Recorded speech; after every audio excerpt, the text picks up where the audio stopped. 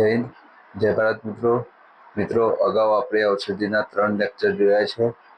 આજે આપણે ચોથું લેક્ચર લેવાનું છે. આમાં પણ 5 ઔષધિ આપણે ભણાવવાની છે. જો હજી પણ તમે મારા અગાઉના વિડીયો ના જોયા હોય તો મારી યુટ્યુબ ચેનલ પર જાઓ, યુટ્યુબ ચેનલને સબસ્ક્રાઈબ કરો અને આગળના વિડીયો જોઈ લો. મિત્રો, ઔષધિમાં હું જેટલું બી ટીક કરું છું એટલું જ તમારે વાંચવાનું છે.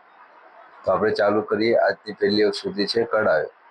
મોટા કદનું સૂકું પાનખર વૃક્ષ પથરાળ ડુંગરાળ જંગલોમાં જોવા મળે છે. પાનખર ઋતુ પછી ડાળીઓ થડનો રંગ સફેદથી ગુલાબી થાય છે.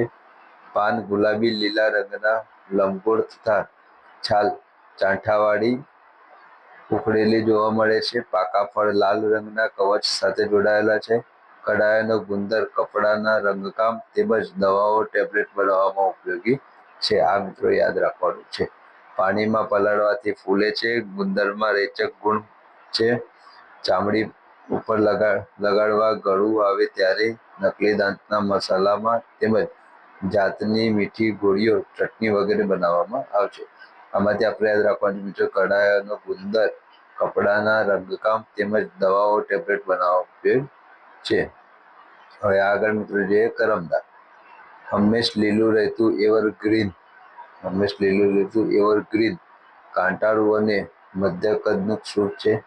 જંગલમાં તેમજ વગડામાં જોવા મળે છે. આછી ગુલાબી જાંઘ ધરાવતા સફેદ અને મંદ સુગંધવાળા પુષ્પો પર પ્રથમ લીલા અને પાકતા ઘેરા જાંબુડિયા અથવા કાળા રંગના ચિકટ રસ ધરાવતા ફળો બેસે છે, જે કરમદા તરીકે પાકેલી અવસ્થામાં ખાવામાં અને મુરબ્બો બનાવવામાં વપરાય છે.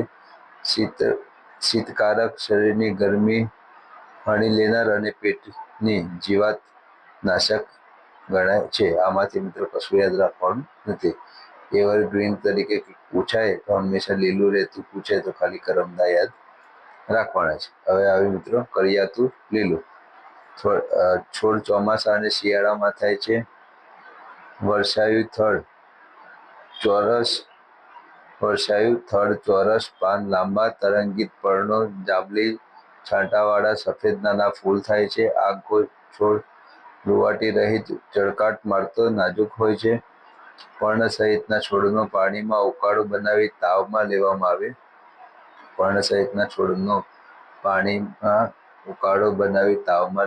આવે છે. આ યાદ રાખજો મિત્રો. તે શક્તિવર્ધક, તાવરોધક અને કૃમિનાશક તરીકે વપરાય છે. મધુપ્રમેહના દર્દમાં અસરકારક છે. અતિ કડવું પણ દવા તરીકે અમૃત છે. તો મિત્રો, કરિયાતું લીલું છે, અતિ કડવું છે, પણ દવા તરીકે અમૃત ગણાય છે. કેમ તો એના પર્ણ સહિતના છોડનો પાણીમાં ઉકાળો બનાવી તાવમાં લેવામાં આવે છે. શક્તિવર્ધક છે, તાવરોધક છે અને કૃમિનાશક છે. મધુપ્રમેહના દર્દમાં પણ અસરકારક છે. હવે આપણે આગળ જઈશું મિત્રો કરંજ. અતિ સુંદર મધ્યમ કદનું સદાહરિત વૃક્ષ નદીના કાંઠા કોતરમાં ઉગેલું જોવા મળે છે. પાન 5 થી 7 કાયમી લીલા ચળકતા તથા ફૂલ ગુલાબી સફેદ હોય છે. સુશોભિત વૃક્ષ તરીકે રસ્તા, નહેર, રેલવે લાઇન ઉપર ઉછેરવામાં આવે છે. આના વૃક્ષને જ્યારે ફૂલ આવે છે ત્યારે વૃક્ષ અતિ સુંદર લાગે છે. બીજમાંથી તેલ કાઢવામાં આવે છે, જે ચામડીના રોગોમાં, સંધિવા મટાડવામાં તેમજ સાબુ ઉદ્યોગમાં વપરાય છે. તો મિત્રો, આ યાદ રાખવાનું છે કે કરંજના બીજમાંથી જે તેલ કાઢવામાં આવે છે તે ચામડીના રોગોમાં, સંધિવા મટાડવા તેમજ સાબુ ઉદ્યોગમાં વપરાય છે. છાલ લોહી ટપકતા મસામાં, પાન વાટીને લેપ જખમમાં, મૂળ રસ સોજામાં, ચાંદાસ સાફ કરવામાં વપરાય છે. તો મિત્રો, આટલું યાદ રાખવાનું છે. કરંજની અંદર કે બીજમાંથી જે તેલ કાઢવામાં આવે છે તે ચામડીના રોગોમાં, સંધિવા મટાડે છે, સાબુ ઉદ્યોગમાં કામ લાગે છે. છાલ લોહી ટપકતા મસામાં, પાન જેની છાલ છે એ લોહી ટપકતા મસામાં, પાન છે વાટીને લેપ જખમમાં, મૂળ રસ સોજામાં અને ચાંદા છે સાફ કરવામાં વપરાય છે. હવે લાસ્ટ જોઈશું મિત્રો કાંચકા. વેલની જેમ આધાર સાથે ચળકતો કાંટાળો છોડ પાણીવાળા ભાગમાં, ચોમાસામાં વગડામાં અથવા વાડ પર જોવા મળે છે. બારેમાસ લીલો રહે છે. પીળા ફૂલ ખરી પડ્યા બાદ સખત કવચવાળા ઘેરા કથ્થઈ રંગના લગભગ ચોરસ ચપટા ફળ બેસે છે.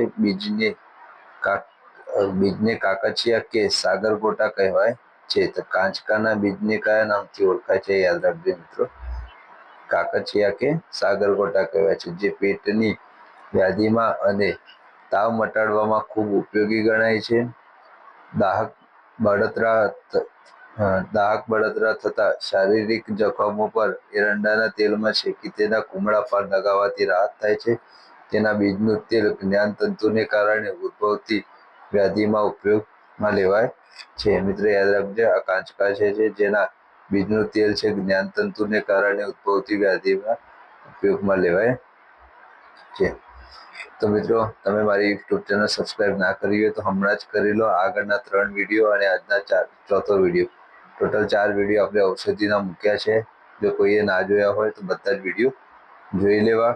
યુટ્યુબ ચેનલને સબસ્ક્રાઇબ કરી, અને હું ઘણીવાર લાઈવ પણ આવતો હોઉં છું, તો બેલ આઇકન બી દબાવી રાખો, એટલે જ્યારે બી હું લાઈવ આવું તો તમારામાં નોટિફિકેશન આવે. અને તમારું તૈયારીની બાબતે કંઈ પણ ક્વેશ્ચન હોય તો તમે મને લાઈવમાં પણ પૂછી શકો છો, કોમેન્ટમાં બી પૂછી શકો છો, અને મને ઇન્સ્ટાગ્રામ પર પણ તમે મેસેજ કરી શકો છો. જો તમે જૂના પ્રશ્નપત્રો હજી સુધી જોયા નથી અને તમારી જોડે જૂના પ્રશ્નપત્રોની કોઈ PDF નથી, તો હમણાં જ તમે મને ઇન્સ્ટાગ્રામ પર મેસેજ કરો. હું તમને મારો વોટ્સઅપ નંબર આપીશ.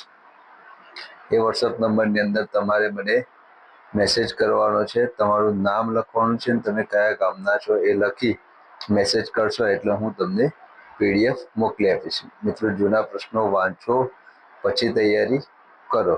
જો જૂના પ્રશ્નો વાંચેલા હશે તો તમને ટોપિકની અંદર ખબર પડશે કે કયા ટોપિકમાંથી કેવા પ્રશ્ન પૂછાઈ શકે છે. બાકી તમે જો ડાયરેક્ટ ટોપિક વાંચવા જશો તો તમને એટલું આઈડિયા નહીં આવે. જો નવી તૈયારી કરતા છોકરાઓ હોય તો ખાસ કોઈ પણ ટોપિક વાંચો છો તો ટોપિકની સાથે જૂના પ્રશ્નો પણ વાંચતા રહો. જો તમે બુક લિસ્ટ માટે જો હજી પણ ક્વેશ્ચન હોય તમને, તો બુક લિસ્ટમાં આપણે એક વિડીયો મૂકેલો છે, એ જોઈ લો. એમાં પણ કંઈ કન્ફ્યુઝન લાગે તો તમે મને બિંદાસ મેસેજ કરી શકો છો, એમાં પણ કોમેન્ટ કરી શકો છો, હું જવાબ આપી લઈશ. જો જવાબ નહીં આપું તો તમે મને ઇન્સ્ટાગ્રામ પર પણ પર્સનલમાં મેસેજ કરી શકો છો. મારા ઇન્સ્ટાગ્રામ પેજને બી ફોલો કરો, અને હમણાં જ યુટ્યુબ ચેનલને પણ સબસ્ક્રાઈબ કરી લો. હવે મળીશું આગળ ઔષધિના બીજા 5 લેક્ચરમાં. ઓકે.